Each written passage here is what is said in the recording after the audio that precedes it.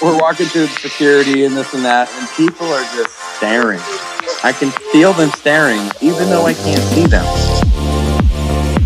The overall scheme of things, and if you look at that sort of time frame from a point of view of when you're born to when you die, that's only a very, very, very small part, or time of your life. Thanks for tuning in. This has been Hermit Radio.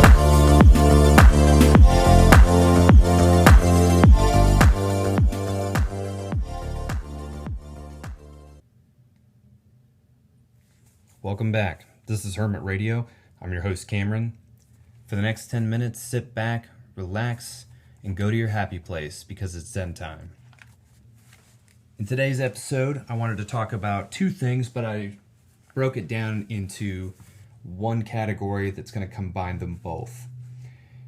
I wanted to talk about happiness and desire, so I combined it both. And so this is going to be talking about how to deal with desire and why it keeps you from being happy. First and foremost, I want to just say, again, these are my ideas and my perspective. They may not be for everybody, so I completely understand that. If it doesn't work for you, don't use it. If you are looking for something, if you are looking for another way to look at something or another way to see through a problem, this may be a way to help you. I'm going to jump in by saying, first of all, when you say, I want something, what you're really saying, broken down, is, I don't have this. Every time you think about, I want more money or I want a bigger house, what you're saying is what you have isn't good enough. And I'm not saying that to be negative or derogatory by any means, because your own thoughts affect you and your mind alone. So these are to help you work through that and see things for what you have. And one of my notes that I marked down, I think it's a good place to start, is, as simple as it sounds sometimes, you need to take a break from chasing what you want so that you can enjoy what you have. I think that could be one of the most true statements I've ever heard. The reason that I think this is important is because most people are driven by desire. Think about your job. Think about your work life. Think about when you were in school. We're all trying to do more and to get more out of life, whether it's more money or more school or whatever. The constant feeling that we need to have more and more and more, that's not necessarily a problem, right? But being able to keep yourself in check, that's great too, and that's going to help you function in life better, to clear up your mind of that fog. It's easy to get stuck on a feeling of wanting something, and then it just keeps going and going and going, and then you realize that you've been thinking about this forever and you've never made any plans or actions to actually follow through and commit. Which brings me to the next part. Stop wanting things all the time and just have them. Make the switch in your mind. I have this. What I have is enough. Make that the truth in your mind. Enjoy what you have. And you can break that down even further. You may not have a mansion. You may not have a Lamborghini, but you have a car. Or even if you don't have a car, you're alive. You can breathe air and you're full of life. That is a gift. That's a beautiful thing that you have. Now, I talk a lot about positivity, and it's not because I'm trying to say that negativity doesn't exist, but I want to live my life being positive. Because, at least in my experience, I have never had a good time when I was always thinking negatively, and life just seemed a little bit harder when my thoughts were always negative. And sometimes it's that same old, that same old saying, fake it until you make it. Because the truth is, there is no life without some sort of suffering on some level. That's truth. You can take that to the bank, because that's not me just saying that. Everyone listening to this podcast has experienced suffering on some level. Suffering is our greatest teacher, because when we suffer, that is like when we know that life is real. Suffering reminds us that we're alive. And I actually took a quote from some Buddhist readings. If I butcher the word, I apologize, but just hear me on this. And this is quote, "All we experience in samsara, which is the Sanskrit word for world, all we experience in this world is marked by suffering. Being aware of this engenders the will to rid ourselves of this suffering, to liberate ourselves on an individual level, and to attain happiness."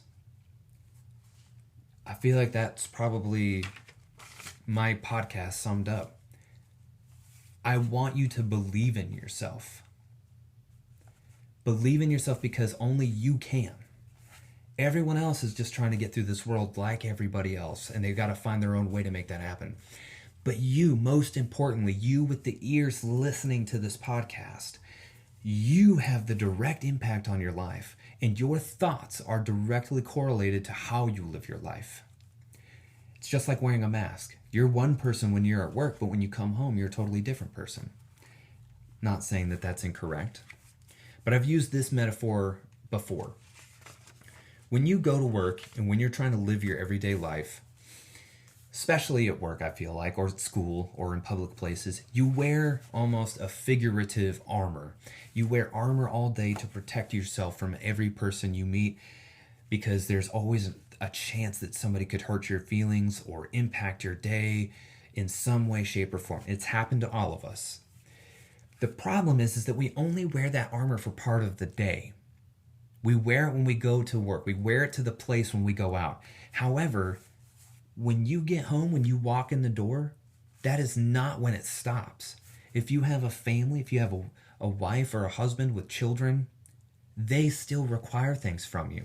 And you can't let your guard down the moment you walk in the door, because now you're going to be frustrated. And this has happened to us. This has happened to me. Walk in the door and somebody needs something from you right away. Nobody likes to be asked to go do something the minute they walk in the door from work, but it does happen. So instead of walking in the door knowing that you're going to walk into something potential that might need you to take action, you cannot let your guard down before you enter the door. You can't. You keep it on all the way through the door. You come in and you love your family because that's what's required of you. Do the task because it needs to be done. Don't be upset because there's another chore for you to have to do.